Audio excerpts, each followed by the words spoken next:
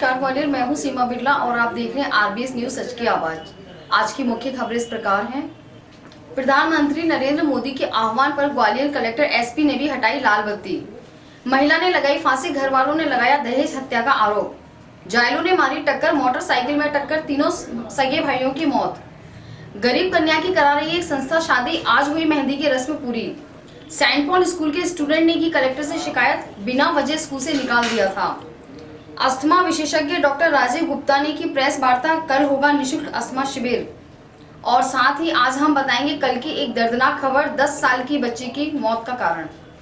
अब खबरें विस्तार से। प्रधानमंत्री जी नरेंद्र मोदी जी ने पूरे देश में लाल बत्ती यानी वीआईपी कल्चर को खत्म करने की बात कही थी। आज इसका असर ग्वालियर में भी देखने को मिला। ग्वालियर शहर के कलेक्टर, कमिश्नर, एसपी सहित तमाम छोटे बड़े अधिकारियों ने भी अपनी अपनी गाड़ी से लाल बत्ती को हटा दिया।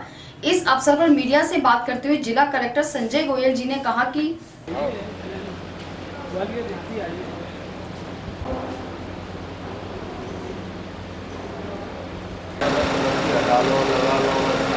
देखो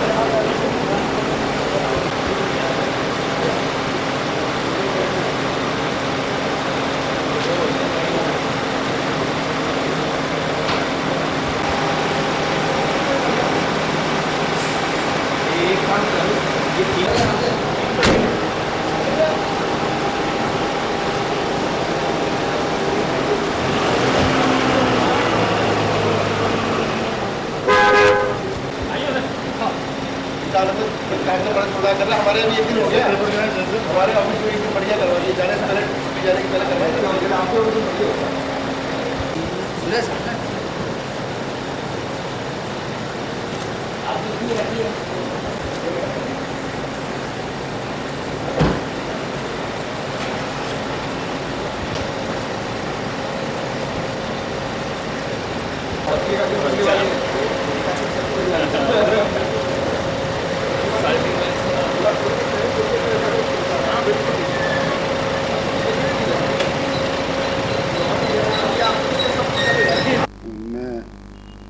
बताना चाहूँगा कि माननीय प्रधानमंत्री जी के आह्वान पे कल हमें जानकारी मिली कि हमारे माननीय मुख्यमंत्री जी द्वारा भी जो है लाल बत्ती हटाई गई। और जैसा कि माननीय मुख्यमंत्री जी हमेशा कहते हैं कि हमें आम जनता में एक्सेस बढ़ानी है, उनको उपलब्ध होना है, उनमें कोई भय ना हो और अपराधियों मात्र में प्रशासन पुलिस का भय होना चाहिए। उसी के अनुरूप हमारा मानना है कि जो इस तरह की कोई भी स्ट्रक्चर है जिससे आम जनता को थोड़ा भी डर महसूस होता है, झिझक महसूस होती है, हीनता महसूस होती है, तो ऐसी कोई भी चीज़ आज की युग में, आज की सिविल सर्विसेज में, लोकतंत्र में आवश्यक नहीं है। अगर हमें आवश्यक है तो अपराधियों में अपना डर केंद्रित करके अपना डर बनाने की आवश्यकता है। बेहतर सेवाएं हम आम जनता को दे पाएँ, इस पे हमें केंद्रित करना है, अपने आप को फोकस करना है, हमारी एक्सेस बेहतर हो पाए। उसी के कारण हमने भी ये निर्णय लिया कि आदेश आने के पूर्व भी हमारे द्वारा स्वयं इसकी पहल की गई और पहल पे सभी अन्य अधिकारियों द्वारा भी इस अपील को स्वीकारते हुए उस लाल बत्ती को हटाया गया है। और माननीय आयुक्त महोदय ने इस पहल को सराहा और उनके द्वारा भी ऐसा और स्वयं के उनके मर्जी से उनके द्वारा निर्णय लिया गया और हमें उत्साह दिया और हमारा उन्होंने उत्साहवर्धन किया। भारतीय प्रजापति नाम की युवती ने आज अपने ही घर में फांसी लगाकर आत्महत्या कर ली। मृतका के पेट में 3 माह का गर्भ भी था। भारतीय प्रजापति जो कि 4 शहर के नाके पर रहती थी, सिर्फ इस बात पर सास और पति से नाराज हो गई क्योंकि उन्होंने पेट में गर्भ होने के कारण पुड़िया खाने से रोक दिया था। जरा सी कहा सुनी में क्रोधित होकर भारती ने फांसी लगा ली, ऐसा कहना है मृतका की सास का। वहीं भारती के मायके वालों का आरोप है कि उसे दहेज के लिए परेशान किया जाता था और उसे आत्महत्या करने के लिए विवश किया गया है। भारती प्रजापति की उम्र 21 साल थी। अब वही तो 1 साल हुई शादी में। वही तो आप कौन उसके? हम तो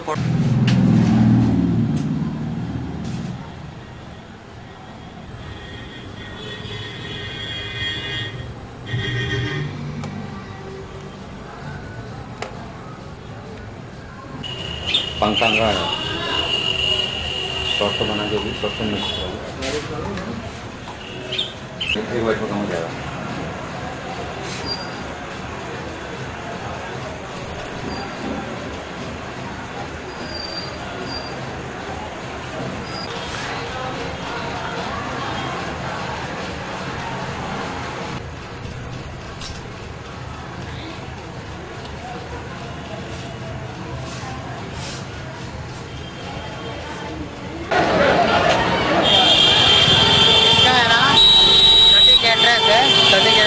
अपन गाँव था ना, अपन गाँव जनता मुझे मेरी बहुत अच्छी बॉन्डिंग है रहना जिसका लड़की का मायका बामर वाले हैं। अपन गाँव थे ना उसके? नहीं यार बोल रहा हूँ मेरे में अच्छी बॉन्डिंग है तो स्टार्ट हो गई थी। मैं लक्की से भरे ऐसा नहीं अंकल जी मैं हमारा नाथ देवी। अच्छा, अभी जो घटना हुई कितने बजे हुई है? 7 बजे का टाइम होगा।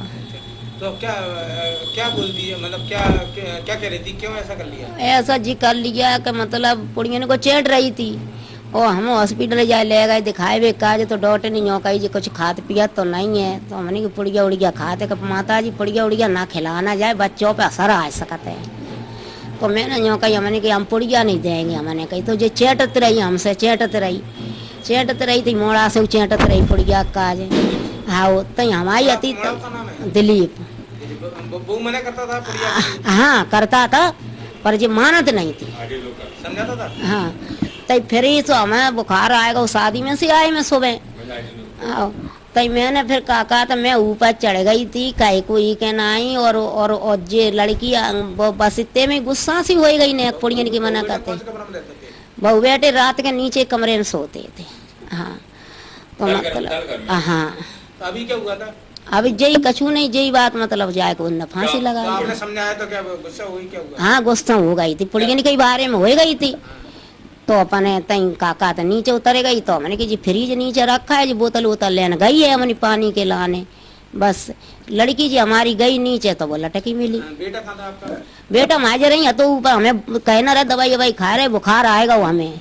क्या नाम है बेटा को? दिलीप। अरे शादी को कितना समय हुआ है?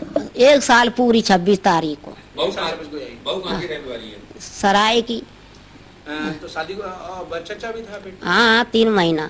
3 महीने का। हाँ तो आपने पुड़िया खाने की क्यों रखा? बच्चा पेट में इसलिए पुड़िया खाने की रोक रहे थे? हाँ क्या कही बहू साहब ने?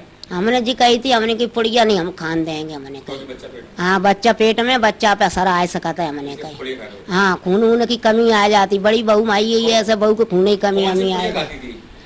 अब जिन गुटा का खा राजश्री मौत कैसे हुई, क्या कर लिया उसने? फांसी लगा ली। फांसी लगा ली। हाँ क्या नाम अभी है? कहाँ है? दिलीप वो बाबू को भारती। उम्र कितनी होगी?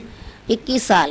भारती बहू का नाम क्या है? भारती अच्छा, किस जगह रहते हो आप? कौन सी जगह है? 4 शहर का नाका। क्या नाम है आपका? मेरा नाम अशोक कुमार प्रजापति। अशोक जी क्या हुआ था? मेरी बच्ची साहब इन लोगों ने मारपीट के मतलब फांसी पे लटका दिया। दिलीप प्रजापति, रमेश प्रजापति, ननद, नंदेव, सास इन सब लोगों ने मिलके इसको बहुत ज़्यादा पिटाई की है। और बच्ची ने कारण था कि ये दहेज की मांग कर रहे थे। जब शादी हुई उसी दिन से शादी जब मैंने 26 अप्रैल 2016 में 1 साल। हाँ 4 महीने का बताया।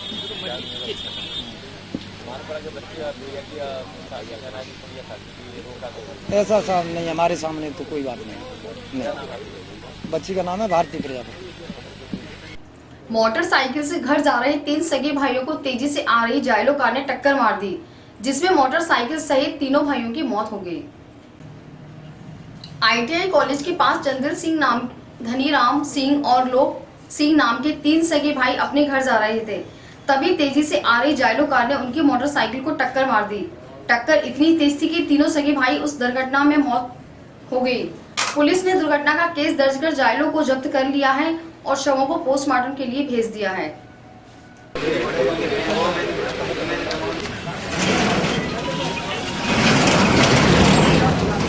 ये मैस्कॉट वाली है, मैस्कॉट रखने वाली है ये। हाँ भाई गई वो मैस्कॉट वाली गई। भैया हटना, आ रही है।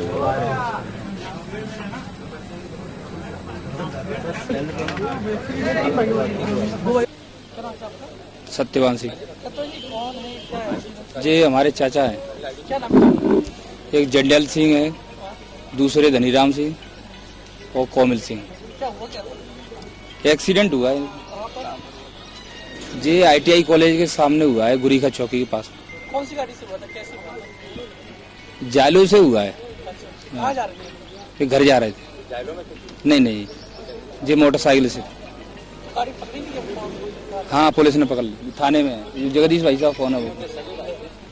हाँ सगे भाई थे, किसानी करते, खेती जी, लटकनपुर आगे सर। पीछे की साइड में बैठ जाओ, पैरों के बगल पे बैठिया जी, गिरे नहीं ऐसे नहीं ना पकड़ा के सुना है।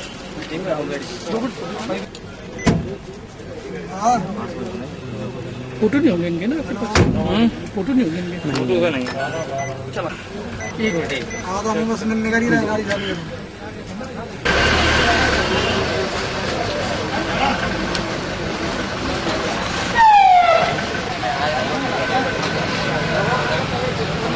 गरीब की कन्या भी बिहाई जाएगी, इस सोच के साथ काम कर रही शहर की एक संस्था ने एक कन्या की शादी का जिम्मा अपने हाथों में उठाया है। आज उसी के तहत गरीब कन्या की मेहंदी रस्म पूरी की गई। संस्था की अध्यक्ष विजेता शर्मा ने इस बारे में बताया कि सामने से नजर आ जाएगा ना, उसका हो जाएगा।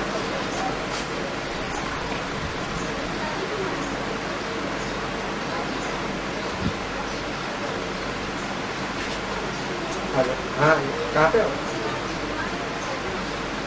इधर अंदर बना सकते हैं।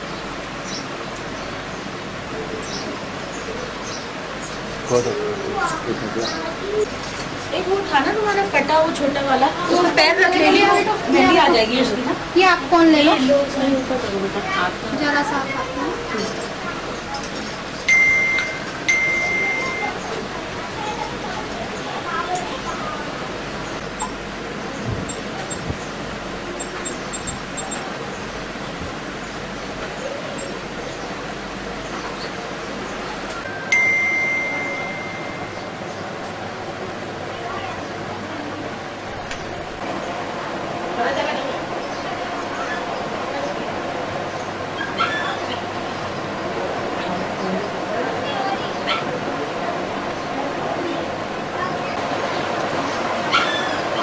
बेटो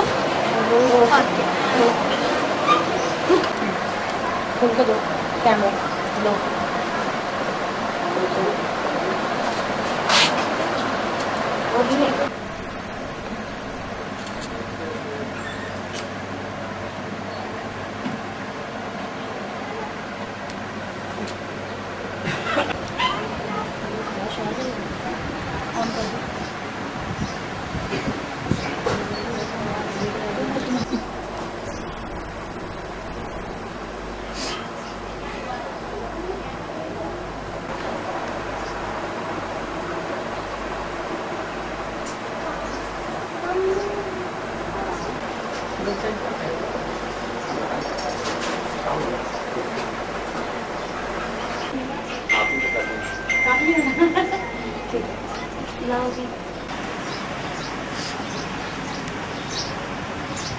आ जाओ, आप भी आ जाओ। नहीं कोई बात नहीं, आ जाओ।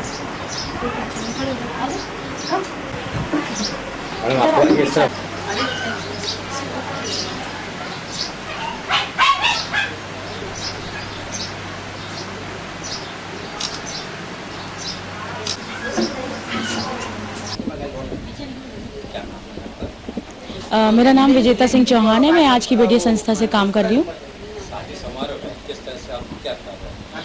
एक्चुअली मुझे जब इसकी सूचना मिली तो मैं सीधे इनके परिवार से मिली, नेहा के परिवार से मिली। तो जैसे मुझे इसकी सूचना मिली तो मैं खुद देखने आई कि क्या कंडीशन है, क्या है।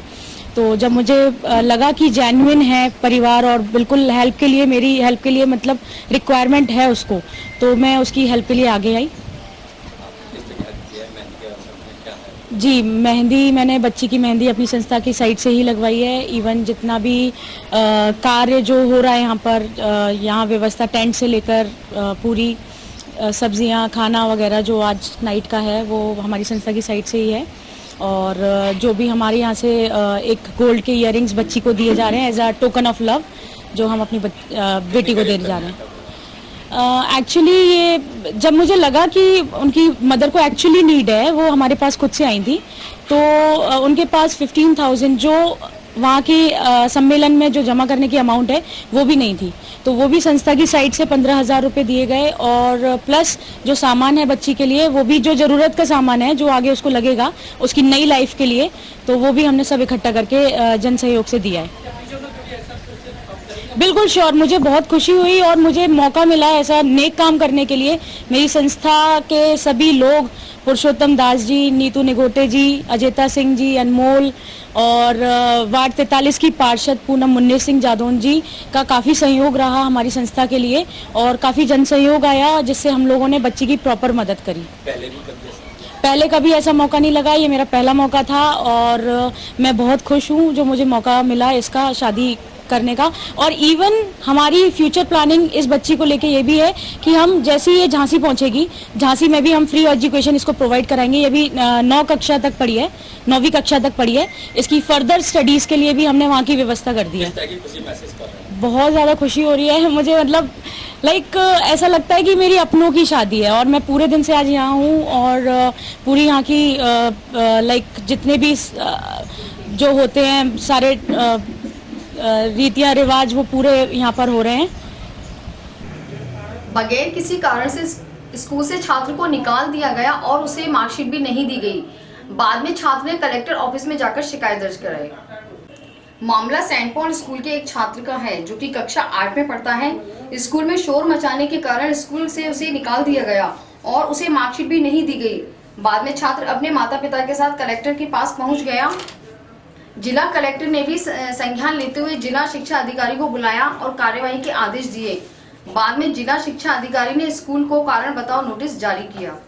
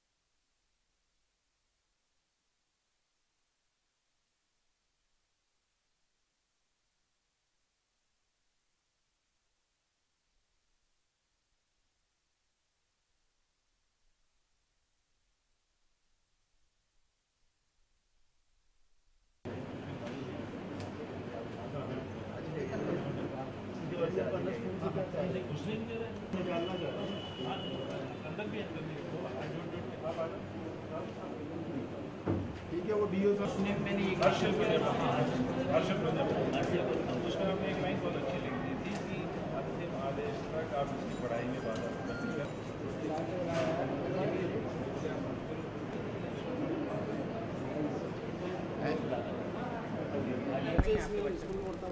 सेंट पॉल कौन सी क्लास में था?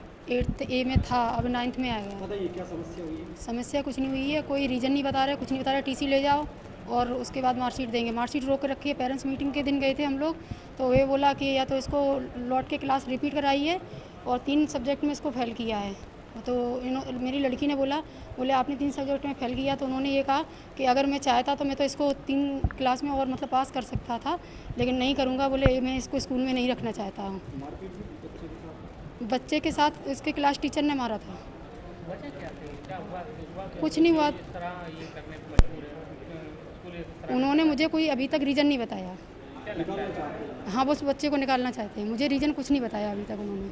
जितनी बार, कम से कम 6-7 बार मैं जा चुकी हूँ, हर बार उनसे मैंने यही कहा कि उसका रीज़न तो कुछ बताइए। वो कहते नहीं, मैं इसको रखना नहीं चाहता, आप हाँ शुरू से निकालो। देवस्थान उन्होंने अपने टाइम पे चलाया था कि इनको इस बार ये देखने में आ रहा है इनको कुछ भी नहीं किया है। तो इलेक्ट्रॉन का सेक्शन आप मेरे चालक को देखिए, उसके पास इलेक्ट्रॉन का सेक्शन पता ये तो है ना, भीषण गर्मी में खड़े हैं, आप पॉइंट से हटे तो आपको सस्पेंड कर देंगे। और सुनो, इनको एक नियम भी है सर, जो सेंट पॉल का मामला हुआ है, क्या मामला था, किस तरह से कार्रवाई का क्या आश्वासन है? देखिए, एक बालक है युवराज जो कक्षा 8 में वहाँ पे अध्ययन करता है। जब उसके माता पिता, जब उसकी माता जो हैं वो स्कूल में रिजल्ट लेने गए तो उनसे कहा गया कि आपको रिजल्ट कार्ड इसलिए नहीं दिया जाएगा कि प्राचार्य द्वारा ये कहा जा रहा है कि इस बच्चे की टीसी प्राप्त कीजिए। कारण पूछने पर कहा कि बच्चे ने क्लास में बहुत ज़्यादा शोर मचाया था। हम विचार कर लें अगर एक बार इस बात को भी कि बच्चे ने शोर मचाया था, तो क्या शोर मचाना इतना बड़ा अपराध है कि एक बच्चे की पढ़ाई को बाधित कर दिया जाए? क्या इस प्रकार से विद्यालय से निकालने के बाद उस बच्चे में सुधार होगा या वो बच्चा अपराधी बनेगा? हमारे मूलतः 3 प्रश्न थे कलेक्टर महोदय से कि क्या विद्यालय ये बताने में सक्षम है कि उस बच्चे ने कोई ऐसी घटना की जिससे किसी सहपाठी को नुकसान पहुंचाओ? क्या कि उस बच्चे ने कोई इस प्रकार की घटना करी जिससे विद्यालय की संपत्ति को नुकसान पहुंचाओ? क्या उस बच्चे ने कोई ऐसी घटना की जिससे विद्यालय के सुचारू संचालन में जो है कोई बाधा उत्पन्न हुई हो? कलेक्टर महोदय ने बात को समझकर शिक्षा अधिकारी को मौके पर ही बुला के स्पष्ट निर्देश दिए कि विद्यालय बिना किसी ठोस कारण को स्पष्ट किए हुए किसी बच्चे की पढ़ाई को बाधित नहीं करेगा। शिक्षा अधिकारी महोदय ने नोटिस जारी कर दिया है और आश्वस्त किया है उस बच्चे की मां बहन को जो साथ में हमारे गए थे कि बच्चे की पढ़ाई को बाधित नहीं होने दिया जाएगा। स्कूल को स्पष्ट निर्देश जारी करेंगे।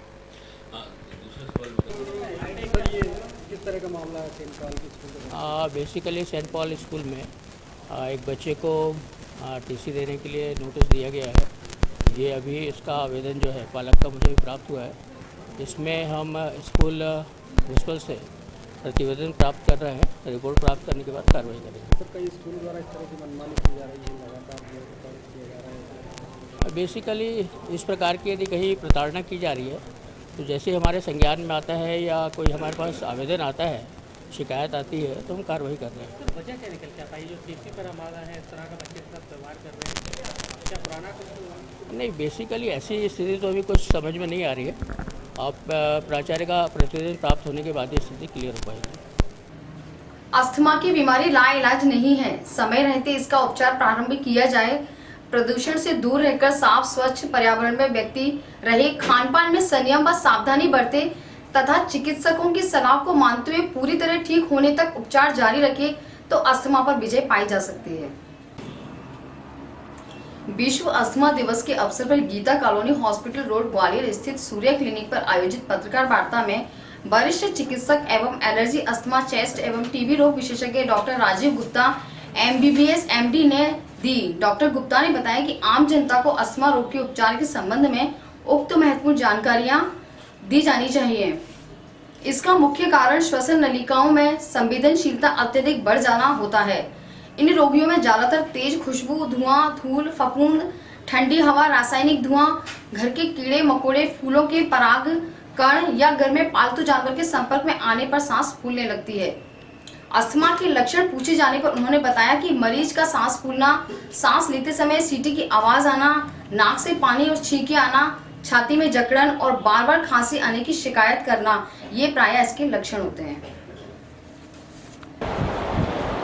आजकल क्या होता है, जैसे जैसे जो डेवलप कंट्री है तो वो लोग घर को ज़्यादा सजाते हैं, तो घर में कारपेट भी बिछाएंगे, पर्दे भी लगाएंगे। आजकल एक नहीं 2 लेयर में पर्दे डलने लगे हैं, है ना। AC चलता है, खिड़की खुलती नहीं है। तो ये सब चीज़ें क्या होती हैं कि अंदर जितना पोल्यूशन आ गया वो अंदर ही रहता है। कोई अंदर बैठ के स्मोकिंग कर रहा है, धुआं वो अंदर रहता है। कोई कीड़ा मकोड़ा मर गया, उसका भी स्मेल, या जो पेंट जो डेली क्या होता है पेंट स्मेल छोड़ता है, गैस छोड़ता है, तो या जो फर्नीचर है ये भी गैस छोड़ता है, तो इनमें सारे केमिकल होते हैं, ये हमारे शरीर को सांस के रास्ते फेफड़े को नुकसान पहुंचाते हैं। तो इंडोर एयर पोल्यूशन ज़्यादा होता है बाहर से, वही अस्थमा का मुख्य कारण है। अब जैसे ये टाइम चल रहा है फसल कटाई का, जब फसल कटती है उसके बाद जब उसका जो मटेरियल बचता है उससे भूसा बनाते हैं, तो भूसा की कटाई होती है और भूसे की धूल उड़ती है, तो इस टाइम पे वो जैसी हवा चलनी शुरू होती है, लू चलनी शुरू होती है, पूरा भूसा जो है हवा में होता है और हमें मालूम नहीं चलता, हम वही सांस लेते रहते हैं। तो आप देखेंगे अक्सर में जो बस में बैठे हैं और जो रोज़ अप डाउन करने वाले हैं नौकरी में, उनको ज़्यादातर एलर्जी की शिकायत। तो भारत देश में देखा जाए तो इस तरह से 100 में 25 लोगों को एलर्जी की शिकायत रहती है। एलर्जी, अस्थमा, श्वास रोगों के मरीजों को इलाज करें। आज की प्रेस कॉन्फ्रेंस किस संदर्भ में?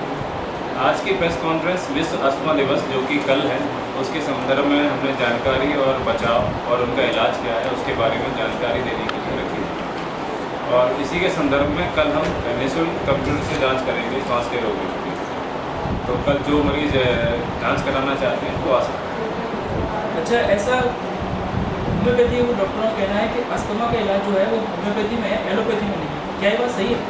हमारे पास तरह तरह के मरीज आते हैं। हमने देखा है कि मरीज शुरुआत में एलोपैथी से करता है, उसका मतलब सोचना ये होता है मरीज का कि हम पहले देखें, दवाई लेके देखें। एलोपैथी से शुरू करता है, आराम मिलता है उसका, लेकिन छोड़ देता है क्योंकि उसको चाहिए हमेशा उसकी बीमारी हमेशा के लिए ठीक हो जाए। लेकिन ऐसा होता नहीं है। अस्थमा की जो बीमारी है लाइलाज बीमारी है, लेकिन इसको कंट्रोल करके रख सकते हैं। अब जैसे डायबिटीज़ की बीमारी है या ब्लड प्रेशर की बीमारी है, ये कभी ठीक नहीं होती है। जैसे डायबिटीज़ अगर किसी एक आदमी को हो गई तो ज़िंदगी भर उसको दवाई खानी पड़ती है, मरते दम तक दवाई खानी पड़ती है। या ब्लड प्रेशर की बीमारी आ गई तो उसको ज़िंदगी भर दवाई खानी पड़ती है। इसी तरह की ये अस्थमा की बीमारी है। लोग ये सोचते हैं कि मेरी बीमारी हमेशा के लिए ठीक हो जाए, ऐसा होता नहीं है। अस्थमा की बीमारी में मरीज को ही ज़िंदगी भर दवाई लेनी पड़ती है। लेकिन ये हो सकता है कि डॉक्टर उसकी जो दवाइयाँ हैं कम से कम रख सकता है, जब बीमारी कंट्रोल हो, सस्ती से सस्ती कर सकता है। दवाइयाँ सस्ती होनी चाहिए और कम से कम होनी चाहिए, जिसमें कि उसका काम चल जाए। होता क्या है, मरीज़ इसीलिए परेशान हो जाता है क्योंकि जब दवाइयाँ उसकी ज़्यादा होती महंगी होती हैं, हर महीने उसका 1400-1500 रुपये खर्चा होता है, तब उसको लगता है कि क्यों ना हम होम्योपैथी की दवाई लें या आयुर्वेदिक दवाई लें या कोई मछली खा के देख लें। लेकिन हमारे पास ये सब करके आते हैं मरीज़, किसी को कोई ऐसा हमने फ़ायदा देखा नहीं। हमारे पास जो मरीज़ आते हैं वो जो बताते हैं वो हम बता रहे हैं आपको कि होम्योपैथी भी खा के देख ली, कोई आराम नहीं मिला, आयुर्वेदिक भी खा के देख ली, पूरी तरह से कोई आराम नहीं मिला, या मछली खा के भी देख ली, कोई आराम नहीं मिला। वो जब खाते हैं, जब तक चलती है उनकी, तब तक वो असर करती है, उसके बाद फिर छोड़ने पर कोई दिक्कत है। तो पहले जो कैंप आप लगा रहे हैं वो कितने बजे स्टार्ट हो जाएगा और कितने बजे चलेगा? कल हमारे पूरा दिन चलेगा, मतलब सुबह 11 बजे से लेके 2 बजे तक हमने वहाँ कंप्यूटर की जांच रखी है, जो निःशुल्क कंप्यूटर से जांच करेंगे श्वास रोगियों। वहाँ कितने भी मरीज आएंगे सभी का जांच होगी और फ्री होगी? जी, निःशुल्क जांच। और क्या सुविधा रहेगी कल कैंप में? कल कैंप बस यही एक सुविधा है जो हम रखेंगे, जो कंप्यूटर से जांच होगी। अच्छा, कल हमने आपको एक 10 साल के बच्चे की रहस्यमय तरीके से मौत होने की खबर दिखाई थी। आज उसकी सारी परतें खुल गई हैं। कल जिस संजय आदिवासी उम्र 10 साल का शव बरा रोड पर मिला था, आज पुलिस ने उसकी हत्या की गुत्थी सुलझा ली है। थाना प्रभारी राघवेंद्र सिंह तोमर ने बताया है कि पड़ोस एवं दूसरे लोगों से पूछताछ में पता चला है कि बच्चा गायब होने से पहले योगेश नाम के व्यक्ति के साथ देखा गया था। इस संदेह के आधार पर जब जांच शुरू की गई तो पता चला कि योगेश ही बच्चे को टॉफी का लालच देकर बरा के खंडर में ले गया।